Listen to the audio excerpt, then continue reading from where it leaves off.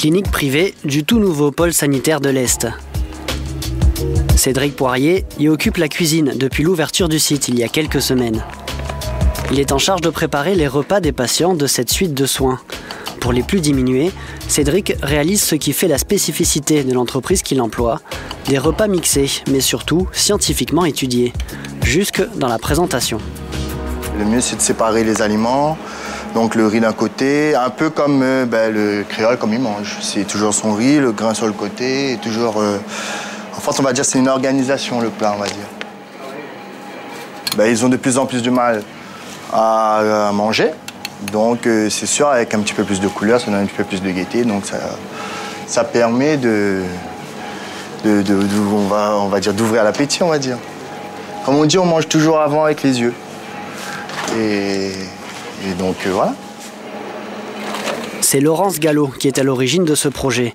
L'idée, c'était de s'attaquer au problème de dénutrition des personnes hospitalisées. Terminer les produits lyophilisés, aujourd'hui les repas sont de vrais caries, cuisinés le matin même, puis mixés avant d'être conditionnés sur place. On est en liaison froide, sous vide. Les repas sont amenés par la cuisine centrale. Ils sont conditionnés, mis en assiette, réchauffés pour être distribués aux patients. Le conditionnement, c'est un petit peu la clé. On avait plusieurs contraintes. D'abord, faire des caries, faire des choses bonnes, avoir des bons grammages, parce qu'après, la valeur nutritionnelle est essentielle pour ces repas-là. Les plats sont travaillés sur 4 semaines et tous sont évalués du point de vue nutritionnel. Une priorité pour la santé des patients.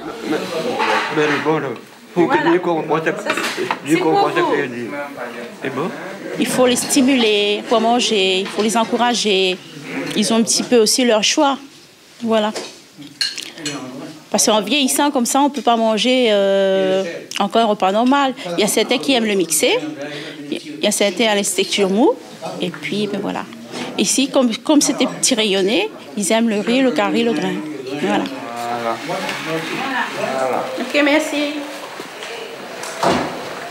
Alors, monsieur Sautron, ça va?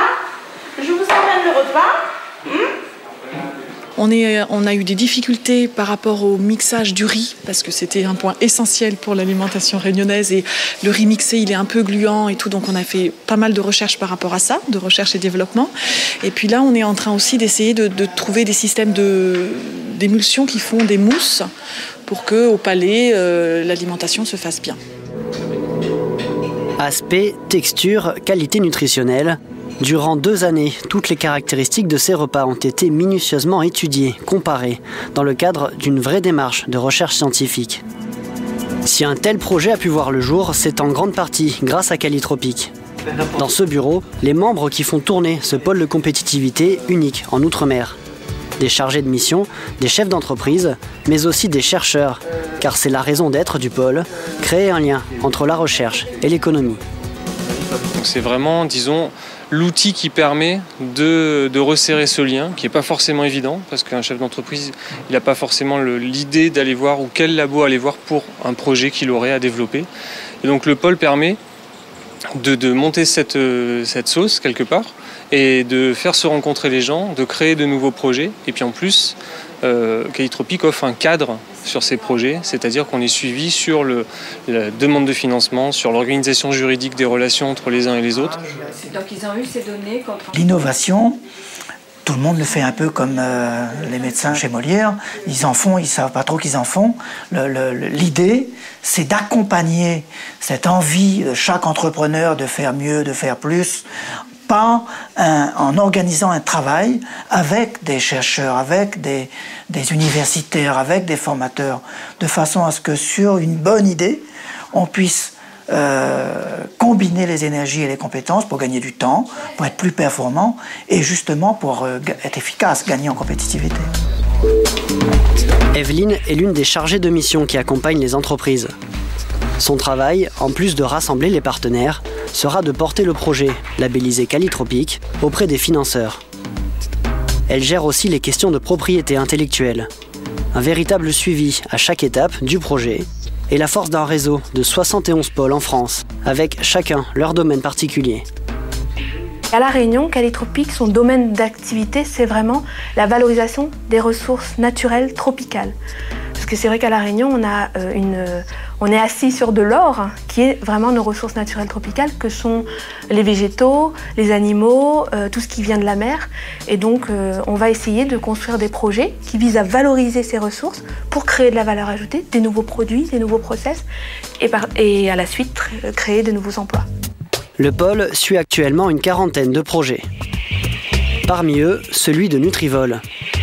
Ces petits poussins, manifestement très curieux, font l'objet de beaucoup d'attention. Il faut dire qu'ils ne sont pas nourris comme les autres. C'est un projet qui consiste en la création d'un nouvel aliment pour les volailles, un aliment qui est enrichi en oméga 3.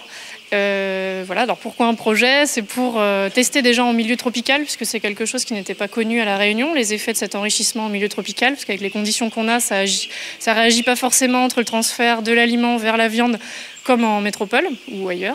Et puis l'idée, c'est d'enrichir donc la viande en oméga 3 et de maintenir les oméga 3 qui sont des lipides sensibles à l'oxydation, donc de maintenir ces oméga 3 dans la viande pour que ce soit bon pour le consommateur. Crête d'Or travaille sur cette idée en partenariat avec le groupement avicole et Proval Sanders, chargé de fournir les aliments. Pour la partie recherche, c'est le CIRAD qui entre en jeu. Donc les poulets ils sont séparés dans des parquets, dans des petites box de 4 mètres carrés pour pouvoir tester différents régimes alimentaires. Donc on a 20 box, on a en général 5 régimes alimentaires, donc ça permet de répéter 4 fois l'aliment dans ces parquets. Donc de 0 à 20 jours, on a un aliment démarrage qui est un aliment classique comme dans tous les élevages de poulets jaunes. De 20 jours à 37 jours, c'est un aliment croissance pareil, un aliment classique poulet jaune. Et nous, c'est à partir de 37 jours jusqu'à 55 jours. Donc là, ils ont les différents aliments, les 5 aliments prédéfinis. Ces projets, c'est aussi l'opportunité de mettre en application le travail des chercheurs. Après abattage, on retrouve notre viande de poulet, prête à être analysée en laboratoire. Donc là, nous avons les viandes du 4e essai Nutrivol qui viennent d'être pesées et qui vont partir pour l'extraction des lipides. Pour ce projet, le CIRAD a pu embaucher des ingénieurs. C'est aussi un apport d'expérience qui renforce les compétences du centre de recherche.